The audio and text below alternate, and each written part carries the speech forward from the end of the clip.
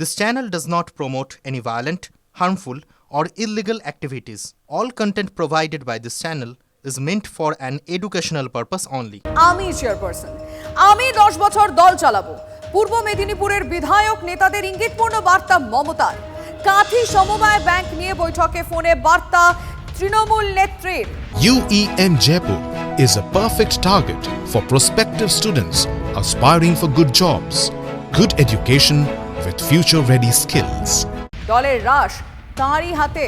জাতীয় কর্মসমিতির বৈঠকে স্পষ্ট করেন মমতা বন্দ্যোপাধ্যায়। আমি সৌরভ গুহ আমাদের রিপোর্টারের সঙ্গে কথা বলতে চাইবো। সৌরভ, হঠাৎ করে এইটা বলার প্রয়োজন কেন মনে হলো? আমি 10 বছর দল চালাবো, আমি চেয়ারপারসন, কি বার্তা দিতে চাইলেন? দেখো, এর আগে জাতীয় কর্মসমিতির বৈঠক যে কালীঘাটে হয়েছিল, তোমার নিশ্চিতভাবে সেটা মনে আছে যে এখানে প্রবীণদের বিশেষভাবে প্রাধান্য দেওয়া হয়েছিল। সেই বৈঠকে যেমন মমতা বন্দ্যোপাধ্যায় বলেছিলেন যে তিনি চেয়ারপারসন, তিনি দল চালাবেন।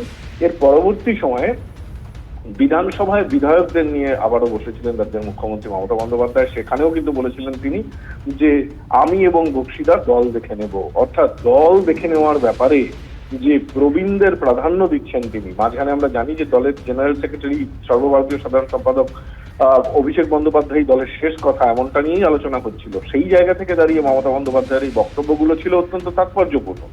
গতকাল কনটাইন কোঅপারেটিভ ব্যাংক নিয়ে পূর্ব মেদিনীপুরের বিধায়ক নেতাদের সঙ্গে তিনি যে ফোনে 5 মিনিট বক্তব্য রেখেছেন, তার মধ্যেও কিন্তু তিনি বলেছেন যে যাই ভাবুন, আমি দলের চেয়ারপারসন, আমি দল চালাবো, 10 বছর চালাবো। এটা অত্যন্ত তাৎপর্যপূর্ণ একটি কথা। তার কারণ আবার এই কথার মধ্যে দিয়ে মমতা বন্দ্যোপাধ্যায় বুঝিয়ে দিচ্ছেন যে তিনি এবং তার মানে ওল্ড ব্রিগেড, তারাই কিন্তু এই মুহূর্তে তৃণমূল কংগ্রেসটা চালাবেন এবং তারাই, তাদের হাতেই রাশ। লিমা, তুমি প্লিজ সৌরভ একটু সঙ্গে থাকো। তার কারণ এই বয়স নিয়ে একটা কিন্তু মানে বিশেষ করে শাসক দলের মধ্যে টানাপোড়েন চলে, আমরা দেখে আসছি। রাজনীতিতে বয়সের ঊর্ধ্বসীমা থাকা দরকার, এরকম মন্তব্য করতে শোনা গিয়েছে অভিষেককে। আমরা শোনাবো। আমি মনে করি একটা ঊর্ধ্বসীমা থাকা দরকার। তার কারণ যে পরিশ্রমটা একটা 40 বছরের যুবক বা 50 বছরের লোক বা 30 বছরের যুবক করতে পারে, সেটা কোনোদিন আমার বয়স বেড়ে গেলে বা 70, 75, 80 হলে আমি কাউকে দোষ দিচ্ছি না। কিন্তু আমি প্রোডাক্টিভিটি যদি দেখি, আজকে প্রোডাক্টিভিটি কিছুটা হলেও কমে, এবং আমি মনে করি যে সর্বত্র একটা ঊর্ধ্বসীমা থাকা দরকার। এবং যদি কেউ ভাবে যে দীর্ঘদিন আমি ক্ষমতা কুক্ষিগত করে রাখবো, তাহলে তার পতন অবশ্যম্ভব। এটা কংগ্রেস হোক, বিজেপি হোক, সিপিএম হোক, তৃণমূল হোক, ভারতবর্ষের যে কটা রাজনৈতিক দল আছে সবার জন্য প্রযোজ্য। তবে এই বয়স ইস্যু আগে উড়িয়ে দিয়েছেন মমতা বন্দ্যোপাধ্যায়। শোনাবো ঠিক তখন কি বলেছিলেন। যেমন সৌগত মাঝে মাঝে বলে আমার তো বয়স হয়ে গেল। আরে কিসের বয়স? মানুষের মনের কি কোনো বয়স আছে? মানুষের মনের কোনো বয়স নেই। যতদিন বাঁচবেন, সুস্থ হয়ে বাঁচবেন, যতদিন বাঁচবেন রয়্যাল বেঙ্গল টাইগারের মতো লড়াই করবেন। আমরা শুনলাম মমতা বন্দ্যোপাধ্যায় ঠিক সেদিন কি বলেছিলেন, এবং এখানে কোথাও গিয়ে কাঁথি সমবায়ের যে আমরা দেখলাম যে সমস্যাটা হচ্ছে যে এখানে আবারও সেই নবীন প্রবীণ দ্বন্দ্ব, এবং সেখানে তাকে আবারও বলতে হলো আমি 10 বছর দল চালাবো, আমি চেয়ারপারসন। পূর্ব মেদিনীপুরের বিধায়ক নেতাদের বার্তা দিলেন মমতা বন্দ্যোপাধ্যায়। কাঁথি সমবায় ব্যাংক নিয়ে এই বৈঠকে ফোনে বার্তা। বিরোধীরা কে কি ভাবছেন আমি জানার চেষ্টা করবো। এই মুহূর্তে বিজেপি নেতা জগন্নাথ চট্টোপাধ্যায়ের সঙ্গে আমরা যোগাযোগ করেছি।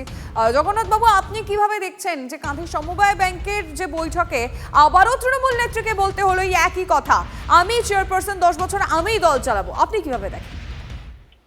কাঁথি সমবায় ব্যাংকের নির্বাচন মানে হ্যাঁ, এখন খেয়াল পড়ছে, ওই যেখানে ওই এগরার বিধায়ক রামনগরের বিধায়ককে চোর চোর বলে হালা দিলেন, তো ওই ঘটনাই বলছেন। খুব ভালো, তৃণমূলকে চোর বলছে, তাহলে আমরা সার্থকভাবে চোর ধরো জেল ভরোর কথা বলেছিলাম। মুখ্যমন্ত্রী যে বাইকটি চালালেন সেখানে উনি ওই অংশটি চালালেন না যেখানে উনি নিজের বয়স 5 বছর কমিয়েছিলেন। তো ঠিকই আছে, মুখ্যমন্ত্রী নিজেই নিজের বয়স এখন 5 বছর কমিয়ে দিচ্ছেন, আর এখন বলছেন 10 বছর দল চালাবো। আসলে যেটা হচ্ছে, ভাতুষপুত্রের থেকে যে চ্যালেঞ্জটা এসছে, ভাতুষপুত্র এখন দলের অধিকার নিয়েছে, দলের অর্থের অধিকার নিয়েছে, এবার মুখ্যমন্ত্রীর চেয়ারটি চাইছেন।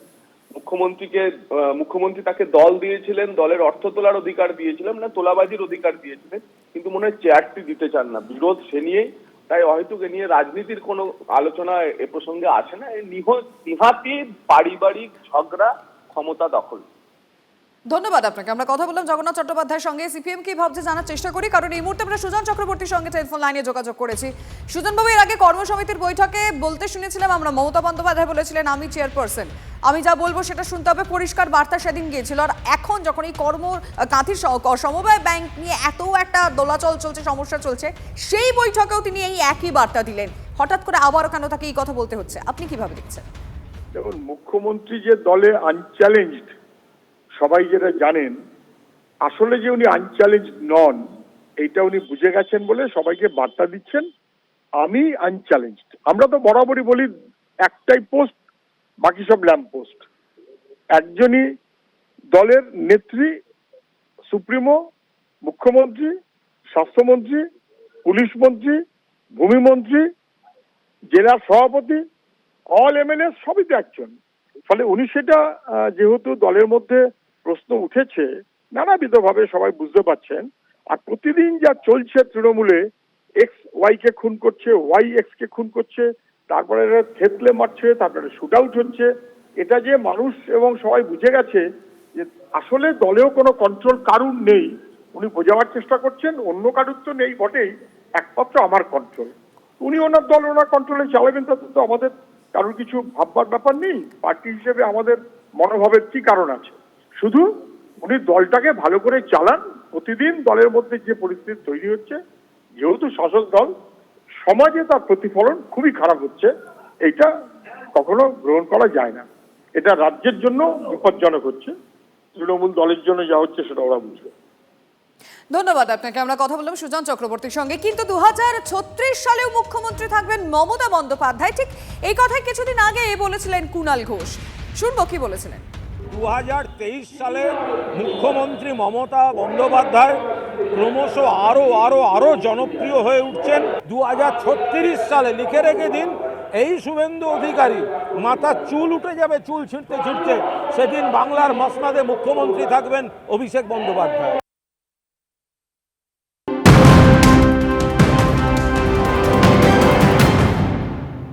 নজর রাখছি আরো একটি গুরুত্বপূর্ণ খবরের দিকে। প্রিজন ভ্যান থেকে নেমে ফিল্মি কায়দায় 2 পুলিশ কর্মীকে গুলি। গোটা রাত পেরিয়ে গেলেও এখনো অধরা খুনের আসামি সাজ্জাদ। কোথা থেকে আগ্নেয়াস্ত্র পেল সাজ্জাদ? কোর্ট লকআপে নাকি প্রিজন ভ্যানে ওঠা নামার সময় কেউ আগ্নেয়াস্ত্র দেয় সাজ্জাদকে? এখনো কিনারা করতে পারেনি পুলিশ। খতিয়ে দেখা হচ্ছে কোর্ট চত্বরের সিসিটিভি ফুটেজ। কোথায় পালালো সাজ্জাদ? বিহার, নেপাল নাকি বাংলাদেশ? নাকি নাকা তল্লাশি ইতিমধ্যেই চলছে, কিন্তু কোন রকম কোনো খোঁজ পাওয়া যায়নি। জেলে বসেই কি পুরো প্ল্যান সাজ্জাকের? এই প্রশ্নগুলো যখন উঠছে, তার মধ্যেখানে আপনাদের জানিয়ে রাখতে চাইবো ইতিমধ্যেই সাজ্জাককে যদি খুঁজে দেওয়া যায় 2 লক্ষ টাকা পুরস্কার ঘোষণা করা হয়েছে। এখনো অবধি যে খবর, যদি সাজ্জাক কোথায় রয়েছে কেউ জানে না।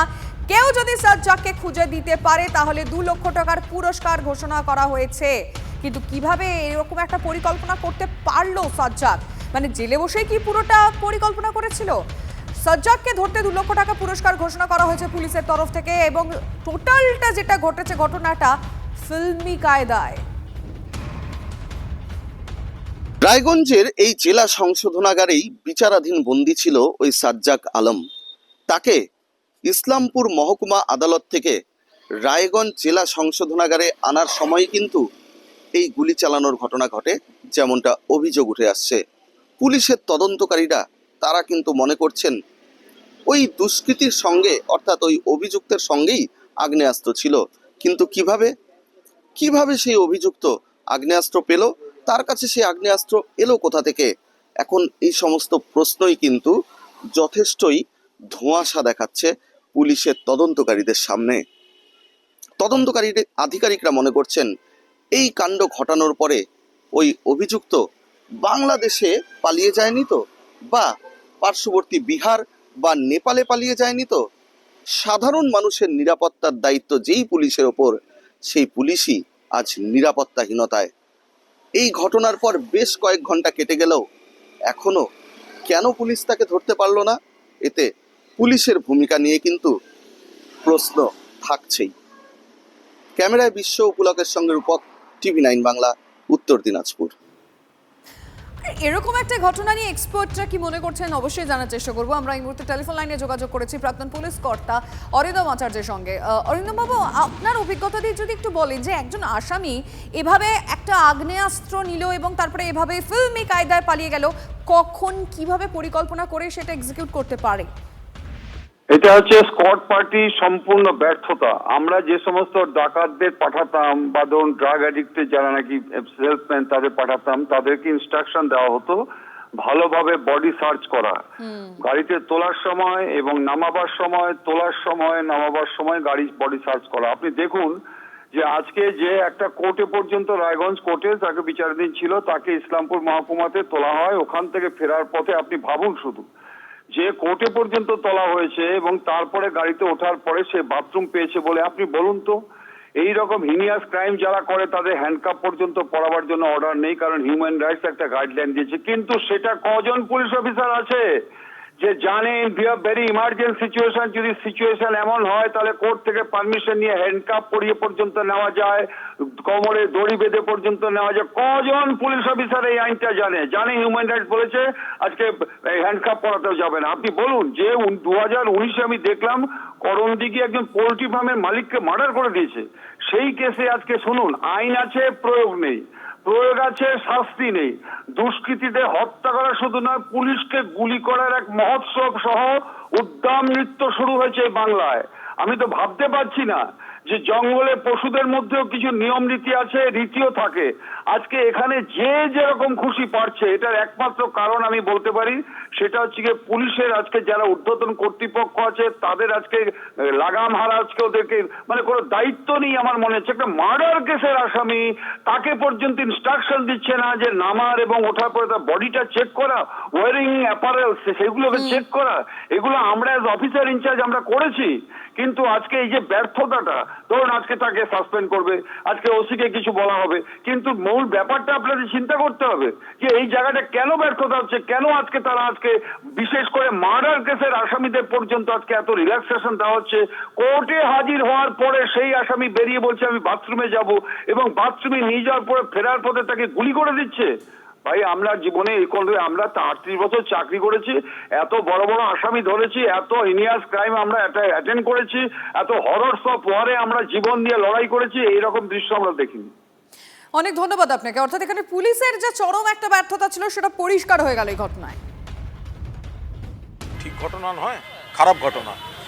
কেন হলো, কি হলো, পুলিশ প্রশাসন পুরোদস্তু তদন্ত শুরু করে দিয়েছে, প্রশাসন পুরোটা নজর রাখছে এবং বিস্তারিত কি কেন এরম প্রথমেই প্রাথমিক কোনো কথার উপর তো কোনো মন্তব্য হয় না। তাছাড়া এর সঙ্গে রাজনীতির কোনো সম্পর্ক আছে বলে এই মুহূর্তে সেরকম কোনো খবরও আসেনি। এটা যেটা ঘটেছে একটা অপরাধজনিত ঘটনা, সেটা পুলিশ দেখছে। আর ইতিমধ্যে সেই পোস্টারের ছবিটা আপনাদের আরেকবার দেখিয়ে রাখতে চাইবো, যেখানে সাজ্জাককে ধরতে পারলে 2 লক্ষ টাকা পুলিশের তরফ থেকে পুরস্কার ঘোষণা করা হয়েছে।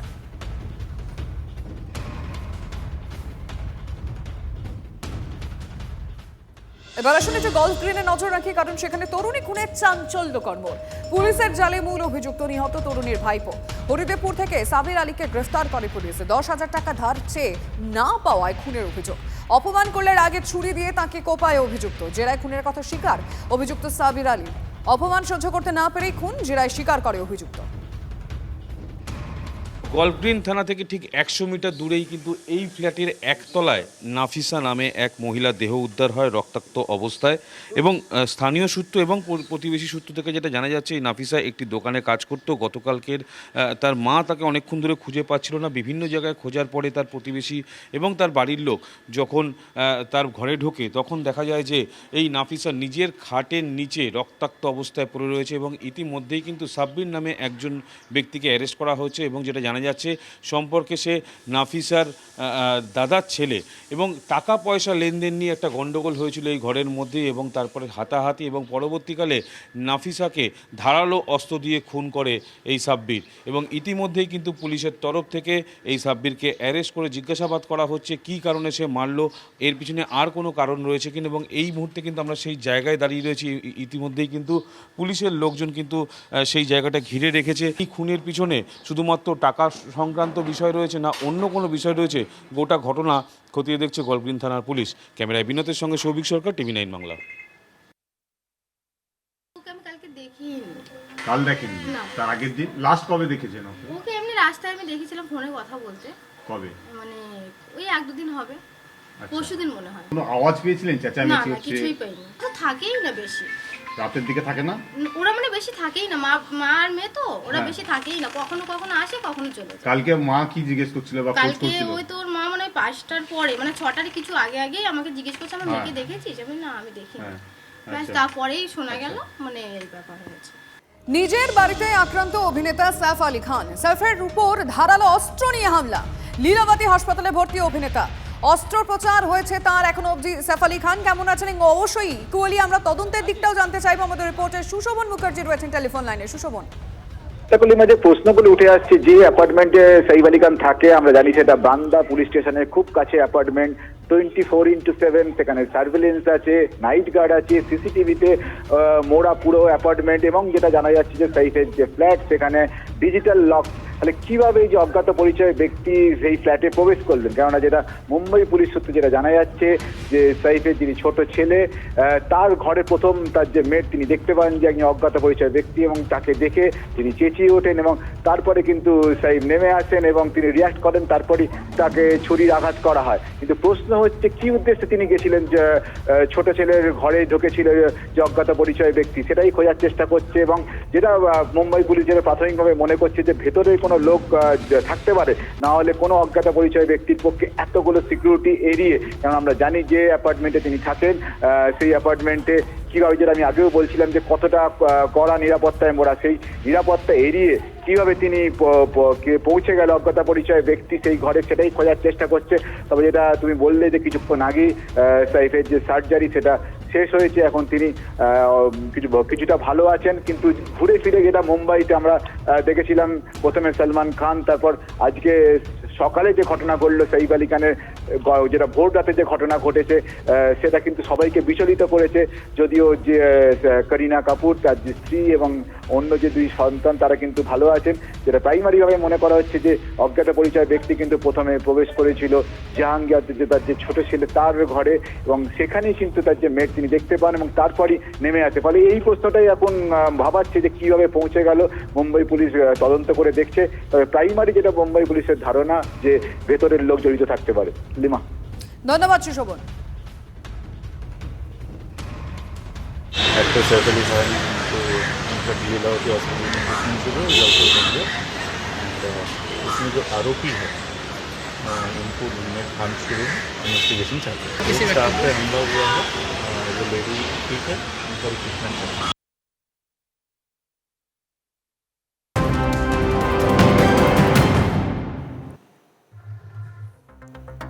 মুখ্যমন্ত্রী নিষেধাজ্ঞা থোড়াই কেয়ার। আবাসের দ্বিতীয় কিস্তির টাকা পেতেই হুমকি দিয়ে কাটমানি নেওয়ার অভিযোগ। উন্নয়ন ফের নামে 1000 টাকা নেওয়ার অভিযোগ তৃণমূল পরিচালিত মেমারি 1 নম্বর ব্লকে দুর্গাপুর পঞ্চায়েতের বিরুদ্ধে। বাঁকুড়া থেকে দামোদর নদ পেরিয়ে কাঁকসার মনের কন্দার জঙ্গলে ঢুকে পড়ল 2 বুনো হাতি। হাতির আতঙ্কে এলাকার বাসিন্দারা। খবর পেয়ে ভোর থেকে তৎপর বন দপ্তরের কর্মীরা। গ্রামে বন দপ্তরের পক্ষ থেকে শুরু হয়েছে মাইকের সতর্কতা প্রচার। আলুর জমি থেকে মাথা থেঁতলানো অবস্থায় যুবকের মৃতদেহ উদ্ধার ঘিরে চাঞ্চল্য। খুনের অভিযোগ তুলেছে পরিবার। মৃতদেহের পাশেই পড়েছিল কাঠের টুকরো। চন্দ্রকোনা 2 নম্বর ব্লকের বসন্তপুরের ঘটনা। খুনের নেপথ্যে কে বা কারা, তদন্তে পুলিশ। উলুবেড়িয়ায় মোবাইল চোর সন্দেহে এক যুবককে গাছে বেঁধে গণপিটুনি। সূত্রের খবর, এক তরুণী মোবাইলে কথা বলতে বলতে রাস্তা দিয়ে যাচ্ছিল। আর সেই সময় মোটর বাইকে 3 যুবক এসে মোবাইল ছিনিয়ে পালানোর এক যুবক বাইক থেকে পড়ে যায়। তাকে ধরে গণপিটুনি দেয় স্থানীয়রা। পুলিশ এসে তাকে আটক করে। রেশারেশির জেরে রাস্তার মাঝে উল্টে গেল যাত্রী বোঝাই ট্রেকার। আহত কমপক্ষে 11 জন যাত্রী। হরিহরপাড়া থানার মামদালিপুর এলাকার ঘটনা এটি। যাত্রীদের উদ্ধার করে মুর্শিদাবাদ মেডিকেল কলেজ হাসপাতালে পাঠানো হয়েছে।